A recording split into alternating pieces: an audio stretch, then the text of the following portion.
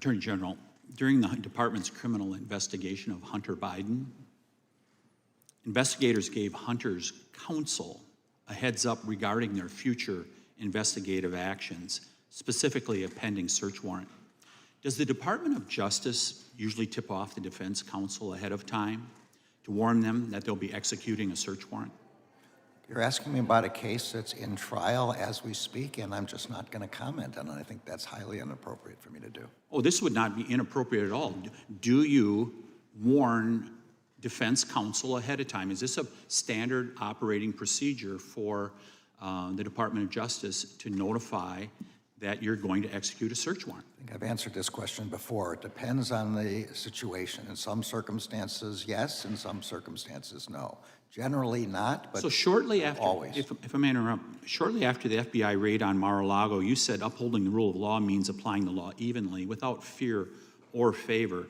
Did the Department of Justice give the same courtesy to President Trump's counsel and warn them about the search warrant for Mar-a-Lago? Saying the issues are determined on the ground with respect to what people are concerned about on the ground.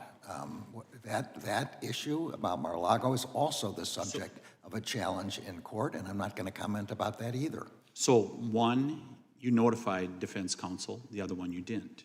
I don't know whether you're accurately describing what happened in the Hunter Biden case or not. During Special Counsel Herr's investigation into whether or not President Biden retained classified documents, he found that President Biden knew the information in his possession was classified.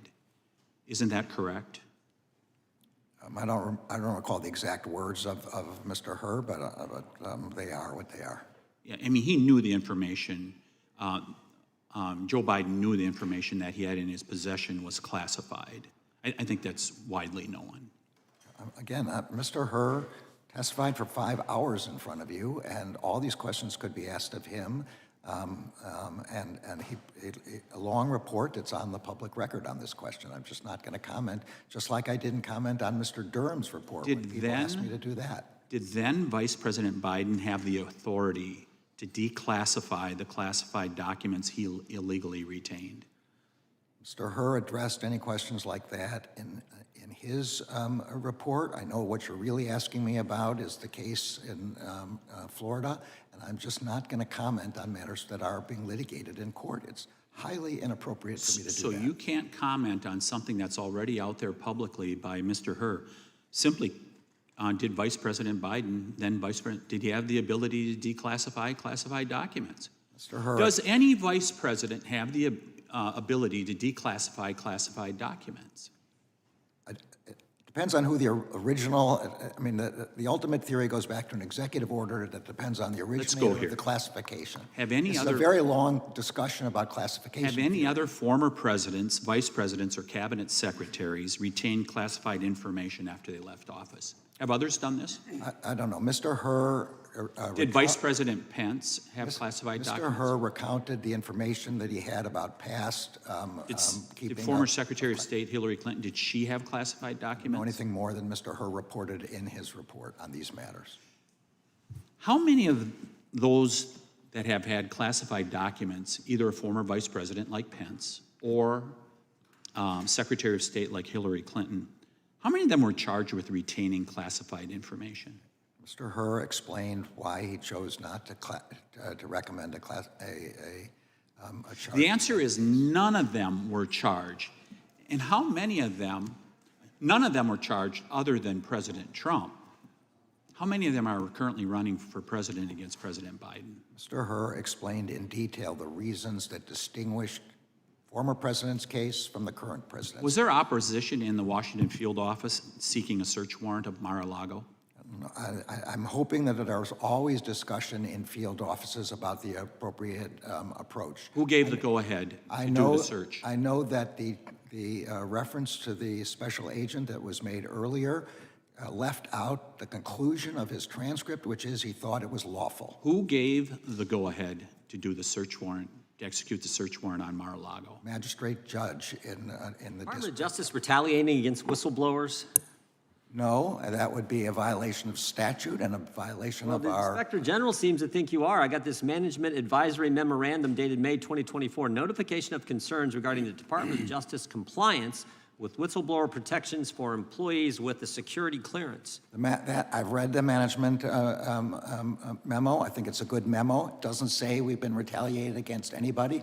It says that there have to be additional protections with respect... Is it just pure coincidence that Marcus Allen's security clearance got reinstated today? Whistleblower came in front of this committee. Democrats disparaged this guy, called him a conspiracy theorist. 27 months without his security clearance, and we find out today it's been reinstated? Yeah, I'm sorry, I don't know about the facts, anything about the facts of that case. Retaliation against whistleblowers is against the law, and it will be punished. 3 people who've come and talked to this committee as whistleblowers have had their security clearance taken. Marcus Allen gets his security clearance put back in place today. And the Inspector General says he's got concerns, doing an investigation as we speak about what's going on.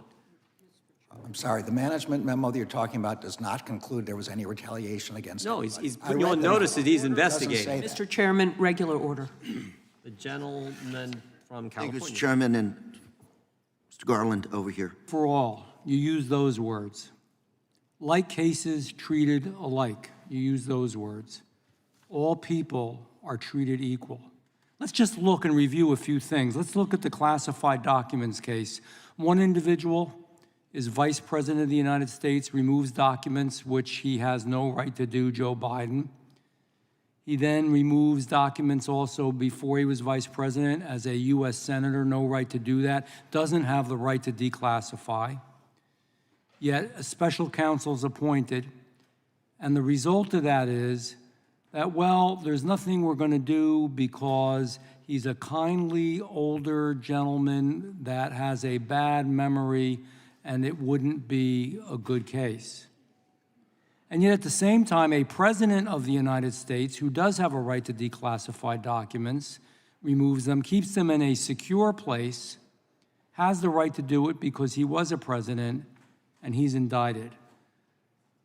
Equal justice for all. Prosecutor Bragg, and I'm going to ask you a question about this, just your opinion.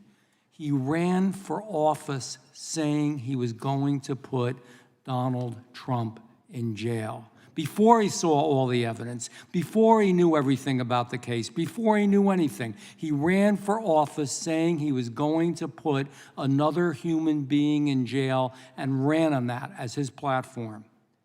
Do you believe that it's appropriate for somebody to run for prosecutor? And by that, also in Fulton County, Georgia, the same thing happened there with the prosecutor.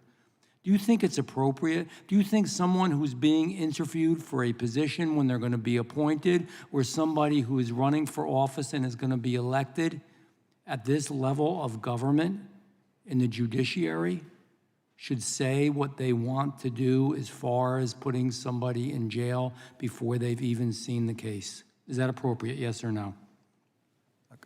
Your description of the Herr and Smith cases is inaccurate.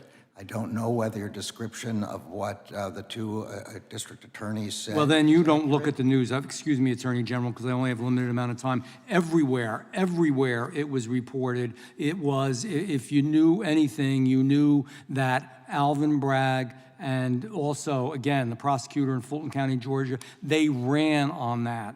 And that's wrong. That isn't equal justice for all. It's wrong, and this wasn't equal justice for all. And by the way, I think my rendition of what happened when the special counsel looked at that is pretty damn accurate. I even put the word kindly in there. Kindly, old gentleman, forgetful. It wouldn't be a good case for that reason. Those are all accurate. But I want to ask you something else. Do you know who Jay Bratt is? I know that you do. He's a top aide to Jack Smith. And I know that you must be aware that Mr. Bratt attempted to pressure the defense attorney of a close Trump aide with a judgeship, if the attorney went along with Jack Smith's desires and his demands. Are you aware of that? I know Mr. Bratt to be an excellent lawyer, a longtime career prosecutor, a person of high ethics, and I know the issue you're talking about is disputed. Those facts are disputed in the district court in Florida, and it will be resolved by the judge in that case. Yep, and that's why the case was stopped, because it's obviously of concern. There's something there. Are you aware that on May 3rd, Special Counsel Smith himself acknowledged in the court filing that after the FBI seized evidence that on its raid on Mar-a-Lago, that some of the evidence was altered, manipulated, or disturbed? Is that standard procedure? I have not read anywhere where he said it was altered or manipulated. So again, I can't accept that characterization. Mr. Attorney General, I not gonna want to be comment on respectful, proceedings man. before a federal Are you judge. living in a bubble here? I mean, I'm not living in a bubble, but good your God, it was characterization seen. is I mean, false. everybody saw it, everybody heard it. Smith himself said it. That's why that case was stopped. If you can show me where he said he manipulated the evidence, I'll have a different. You don't like my word, but that there was some tampering, and absolutely he said that he had touched the evidence, and we don't know what level, and now Americans are concerned, God knows what level it is and whether we'll really know the truth. And I got a question about this. Former President Trump, as you know, was being dragged through a political travesty, and you won't agree that it's a travesty, orchestrated by Alvin Bragg. How is it that a man, Matthew Colangelo, the third highest ranking individual in the Department of Justice, takes a pay cut and takes a cut in just, what it is he does for a living as far as prestige, to go and join that case? And I know you'll say you don't have the answer to that either. I have the answer. I took an enormous pay cut to become an assistant U.S. attorney. Mr. Mueller took an enormous pay cut, both of us as partners in But law your firms to prestige work went for the up. public good. Many people have a view about doing the public good and not caring about how much money they make. I'm going to yield in a second, but we were lied to about Catholic churches. Point of We were order. lied to about school board meetings. We were lied to about Russian collusion. We were lied to about the Point of president's order. sweetheart deal. We were lied to Time about minute. mishandling of Time classified minute, materials. We gentlemen. were lied to about FISA and Point I of yield order.